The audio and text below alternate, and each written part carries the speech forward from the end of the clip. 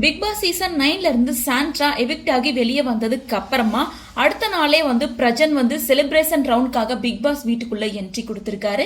இந்த நாளையில முதல் முறையா பிக் பாஸ் வீட்டை விட்டு வெளியே வந்ததுக்கு அப்புறமா அவங்களுக்கும் திவ்யாவுக்கும் பிரஜனுக்கு இடையில என்ன பிரச்சனை இருக்கு அப்படிங்கறத வெளிப்படையா பேசி சாண்ட்ரா ஒரு வீடியோவை கொஞ்ச நேரத்துக்கு முன்னாடி தான் போஸ்ட் பண்ணிருக்காங்க.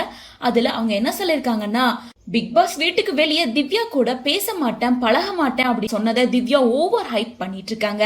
ஆனா திவ்யாவை ஹக் பண்ண வந்தப்ப வேண்டாம் அப்படின்னு மறுத்தது மட்டும் உங்களுக்கு எப்படி ஹர்ட் ஆகுதுன்னு சொல்றீங்க? நான் எந்த கெடுதலும் திவ்யாவுக்கு நினைக்கல, ஸ்வீட் பர்சன் அப்படின்னு தான் சொன்னேன்.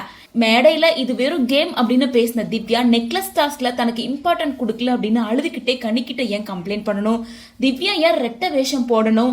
உனக்கு எதையும் ஃபேஸ் பண்ணி ஏத்துக்கிற மனசு இல்லைன்னு சொன்னப்ப கூட திவ்யா அதை புரிஞ்சுக்காம தொடர்ந்து ஆர்கியூ பண்ணிட்டே தான் இருந்தாங்க. அப்புறம் அவளுக்கு என்னத்த சொல்லி புரிய வைக்கிறது? திவ்யா கூட விவாதம் பண்ணிட்டு இருந்தா அது அவளுக்கு தான் ஹர்ட் ஆகும் அப்படிங்கறதுனால நான் அதுல இருந்து விலகி இருந்தேன். பிரஜன் எவிக்டான அன்னைக்கு நைட்டு திவ்யா பேசின விதம் எனக்கு ஆறுதல் சொல்ற மாதிரி இல்ல. என்னோட மனநிலையை புரிஞ்சுக்கிட்டு என்ன மேலும் குற்ற உணர்ச்சியில தள்ளுற மாதிரி தான் இருந்துச்சு. ஏன்னா பிரஜன் வெளியே போனதுக்கான காரணம் சாண்ட்ரா தான் அப்படின்னு அந்த டைம்ல நிறைய டாக்ஸ் போயிட்டு இருந்துச்சு. ஸோ இதனாலதான் பிரஜன் சாண்ட்ரா திவ்யாக்குள்ள இருக்க பிரச்சனை ஆரம்பிச்சுது அப்படிங்கிறத சாண்ட்ரா இந்த போஸ்ட் மூலமா உறுதிப்படுத்தியிருக்காங்க. ஸோ இப்போ மறுபடியும் பிரஜன் பிக் பாஸ் வீட்டுக்குள்ள என்ட்ரி கொடுத்திருக்காங்க, சாண்ட்ரா வெளியே இருக்காங்க.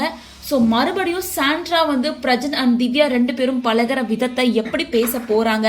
ஏன்னா கண்டிப்பா இன்னும் 3 டேஸ்ல பொங்கல் செலிப்ரேஷனுக்காக சாண்ட்ரா உள்ள போவாங்க. ஸோ அப்ப என்ன நடக்க போகுது அப்படிங்கறத வெயிட் பண்ணி தான் பார்க்கணும்.